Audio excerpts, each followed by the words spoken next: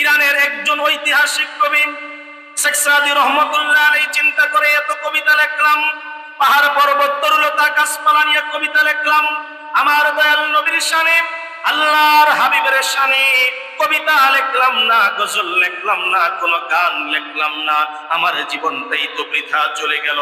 এই চিন্তা করে সাথে সাথে কলম নিয়ে বসে গেলেন আর লেখা আরম্ভ করে দিলেন।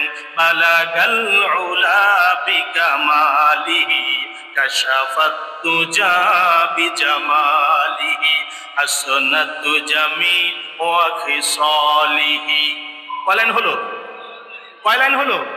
3 লাইন। হাসনাতু জামি ওয়া খিসালিহি পর্যন্ত কয় লাইন? 3 লাইন। যে কোনো কবিতা লিখতে গেলে দেখা গেছে প্রথম কলির সঙ্গে দ্বিতীয় কলি মিল রাখার জন্য কমসে কম 4টা লাইন দরকার আছে না নাই? ইরানের কবি শেখ সাদী চিন্তা করে দেখে আমি তো বালাগাল উলা বিকামালিহি লিখলাম। আপনি আপনার যোগ্যতা দিয়ে, আপনি আপনার যোগ্যতা দিয়ে, আপনার মাধুর্য দিয়ে আপনি সব কিছু জয় করেছেন।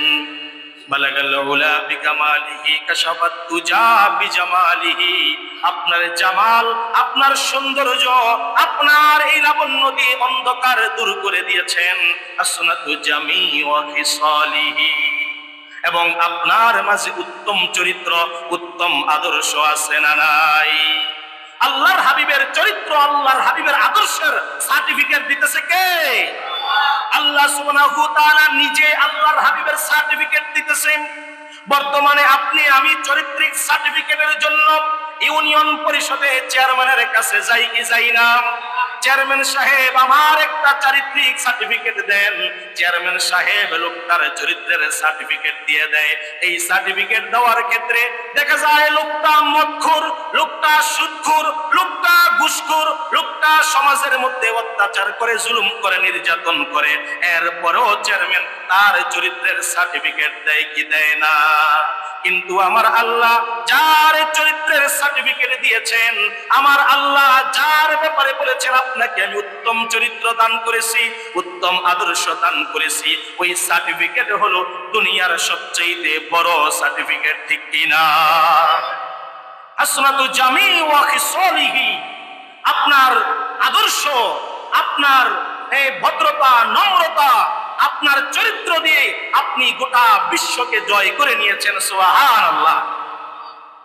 শেখ সাদী রহমাতুল্লাহি আলাইহি হাবিবের শানে এত সুন্দর করে 3টি লাইন লিখলো। এখন কবিতা শেষ করার জন্য 4র্থ লাইন আর মাথার মধ্যে আসে না।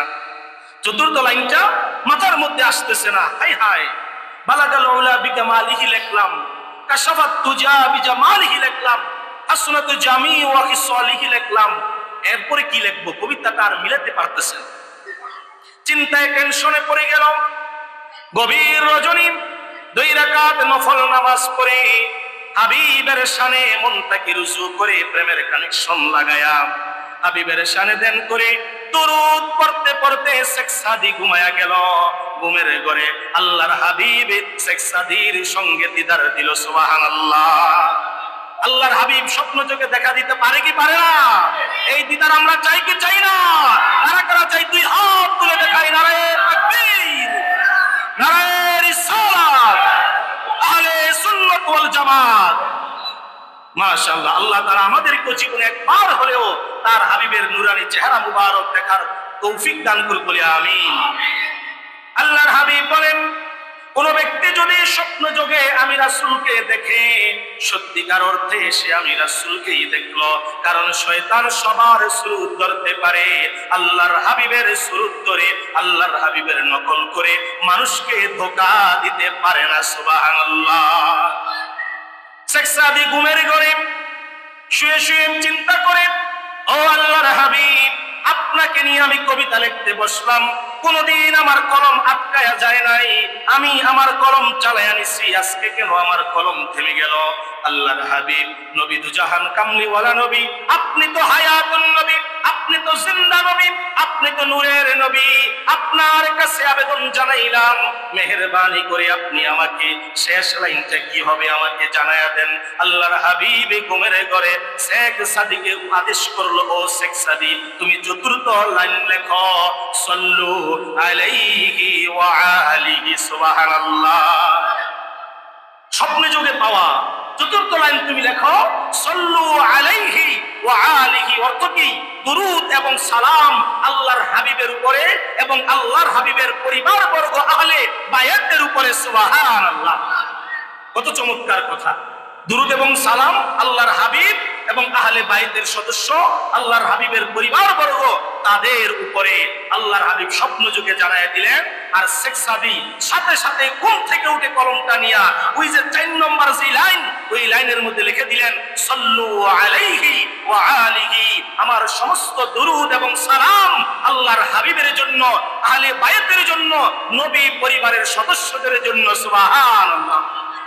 আমাদের ভালোবাসা আল্লাহর হাবিব এবং আহলে বাইতের জন্য আমাদের ভালোবাসার দরকার আছে না নাই?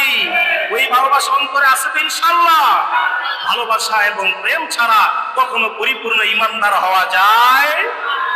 আজকে যে মজলিসের মধ্যে বসেছি, অনেকেই আমরা গরমকে উপেক্ষা করে, আমাদের কর্ম ব্যস্ততাকে আমরা ত্যাগ করি, এরপরে সকালবেলা আমাদের অফিস আছে, এই চিন্তাও মাথা থেকে দূর করে একমাত্র হাবিবের ভালোবাসায়, আহলে বাইতের ভালোবাসায়, সুহাবায়ে কারবালার মধ্যে 72 জনের যে কাফেলা, নবী পরিবারের সদস্যদের ভালোবাসায় আজকের এই মাহফিলের মধ্যে আমরা এসেছি, বসেছি, আখিরি মোনাজাত পর্যন্ত থাকবো। রাজি আছি তো ইনশাআল্লাহ? এখানে বসলে লাভ না লস? বলেন, লাভ না লস?